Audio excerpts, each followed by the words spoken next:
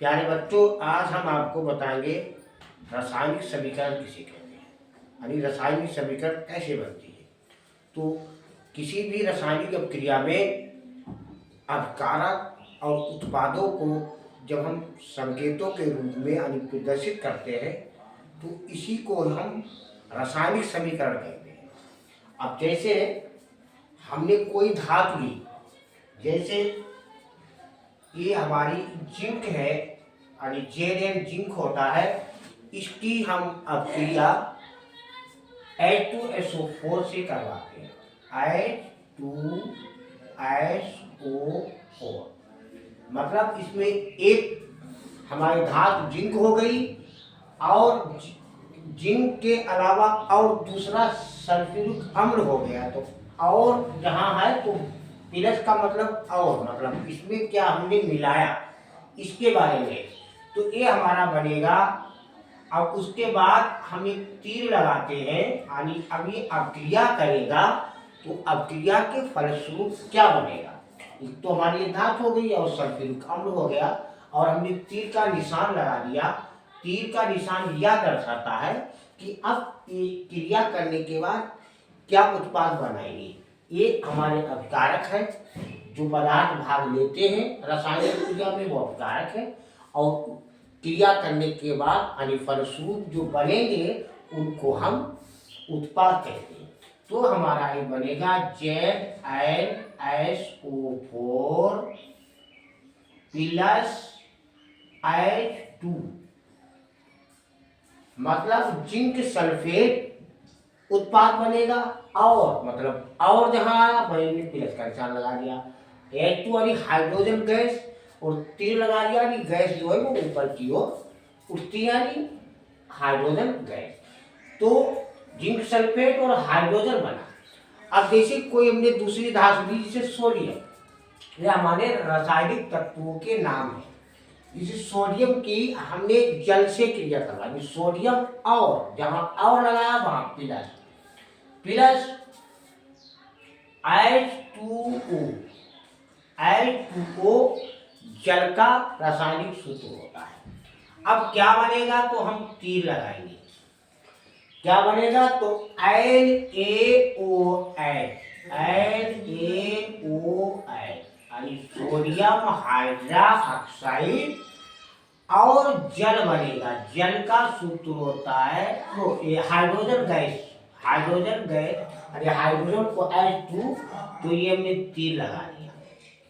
अभी एक हमने सोडियम धातु ली और उसकी क्रिया करवाई हमने जल से, H2O, तो हमारा सोडियम हाइड्रोक्साइड और H2 प्राप्त हुआ। अब यहाँ अब हम वैलेंसी देखेंगे। वैलेंसी कैसे देखेंगे, क्योंकि यहाँ H के 2 है, यहाँ भी H के 2 है। अब NaOH, अब यहाँ हमने लगा दिया 2, तो ये सोडियम के 2 हो गए, यहाँ भी सोडियम के 2। अब सोडियम के 2, तो यहाँ ऑक्सीजन के 2, यहाँ ऑक्सीजन है सिंगल, इसलिए यहाँ पर लगा दिया 2। तो ऑक्सीजन के 2 गए, लेकिन हाइड्रोजन के 2 दूनी 4। अब हाइड्रोजन के 4 तो इधर भी 4 होना चाहिए, तो इधर H2 और 2 यहाँ और 2 यहाँ, तो इधर एक वैलेंसी हो गया। तो इसी को हम रासायनिक समीकरण कहते हैं। दोनों तरफ में इसको यानी अपकारक लिए और क्रिया करने के बाद जो उत्पाद बने, यही जो है इसको हमने चिन्हों से हमने प्रदर्शित कर दिया। इसी को रासायनिक समीकरण बोलते हैं। जैसे अमोनिया, एक हमने अमोनिया ली, NH3, ये अमोनिया होता है।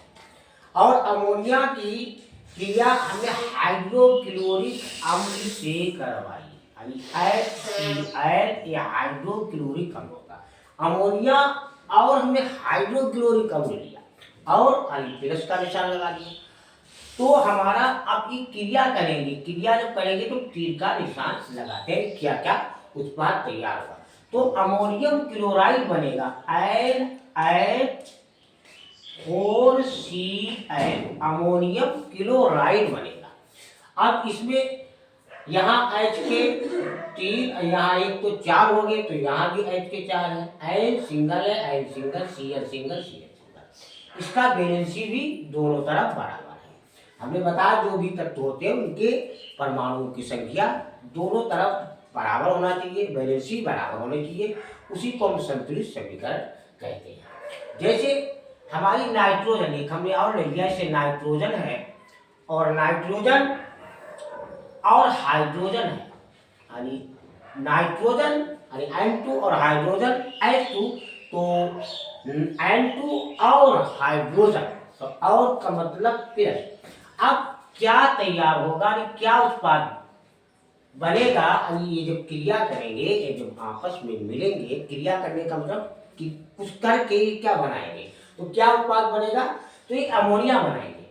Ammonia NH3। अब वैलेंसी के लिए यहाँ H के जो परमाणु है वो 2 हैं, यहाँ 3 है, तो वैलेंसी बराबर नहीं है, तो हम वैलेंसी बराबर के लिए यहाँ 2 लगाएंगे। जब यहाँ 2 लगाएंगे तो यहाँ N के 2 और H के 6 हो जाएंगे। जब H के यानी हाइड्रोजन के 6 हो गए और यहाँ N के 2, तो ठीक है, तो इसीलिए यहाँ हाइड्रोजन के 6 पर यहाँ पर 3 लगा देंगे, यानी 2 हाइड्रोजन के भी 6 हो जाएंगे और यहाँ भी हाइड्रोजन के 6। उत्पाद और अपकारक में जो वैलेंसी यानी जो भार होता है वो बराबर होना चाहिए दोनों तरफ। बच्चों आपको समझ में आ गया होगा। अब आप लोग लाइक और सब्सक्राइब जरूर कीजिए। अब हम कल फिर मिलेंगे अगली वीडियो में, इससे बढ़िया तरीके से आपको समझाएंगे।